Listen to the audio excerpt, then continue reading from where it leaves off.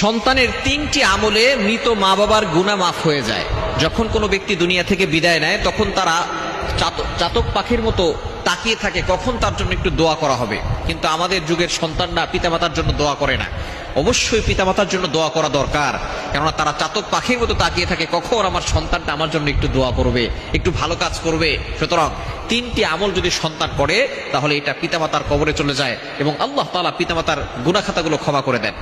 চমৎকার ভাবে আল্লাহ পাক রব্বুল আলামিন পিতামাতার সাথে খেদমত করতে হবে এবং পিতামাতা মারা গেলে তাদের জন্য একটা দোয়াও আল্লাহ তাআলা শিখিয়ে দিয়েছেন। কোরআন খুলেন 15 নম্বর পারা 3 নম্বর পৃষ্ঠা 6, 7, 8, 9 নম্বর লাইনগুলোতে সূরা বানী ইসরাঈলের 23, 24, 23 এবং 24 নম্বর আয়াতে আল্লাহ তাআলা পিতামাতার সম্পর্কে সুন্দর কথা বলেছেন।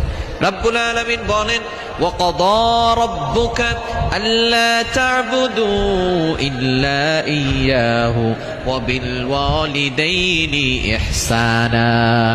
এক নাম্বার আল্লাহ বলছেন আমি আল্লাহর ইবাদত ছাড়া কারো ইবাদত করা যাবে না। এরপরে বলেছেন ওয়া বিল ওয়ালিদাইনি ইহসানা, গুড বিহেভিয়ার উইথ প্যারেন্টস, পিতামাতার সাথে ভালো ব্যবহার করতে হবে। পিতামাতার সাথে কখনো খারাপ ব্যবহার করা যাবে না। পিতামাতা মারা গেলেও তাদের জন্য দোয়া করতে হবে।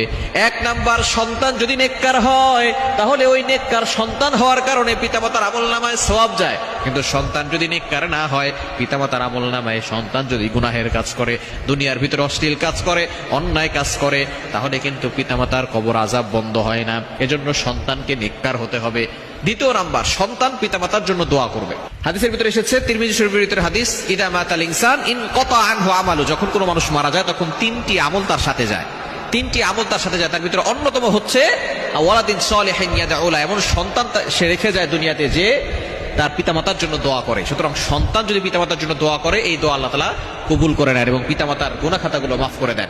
আল্লাহ পাক রব্বুল আলামিন নিজেই এই দোয়া শিক্ষা দিয়েছেন। এই দোয়াটা পড়তে হবে, রব্বির হামহুমা কামা রব্বায়ানি সগীরা।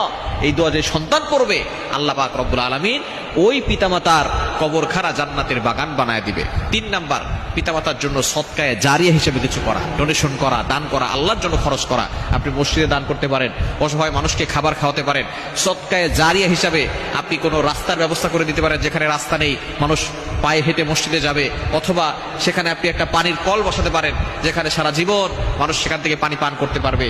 পথিক যারা আছে তারা সেখান থেকে পানি পান করতে পারবে। অথবা এমন সদকায়ে জারি হিসেবে কিছু কাজ করা, মাদ্রাসা করে দেওয়া, মসজিদ করে দেওয়া, পিতামাতার নামে আপনি যদি সদকায়ে জারি হিসেবে কিছু করেন, এটা যতদিন থাকবে ততদিন পর্যন্ত পিতামাতার আমলনামায় সওয়াব যাবে, তাদের গুনাহ মাফ হবে এবং এই সওয়াবের কারণে আল্লাহ তাআলা তাদের কবরখানা জান্নাতের বাগান বানায় দিবে।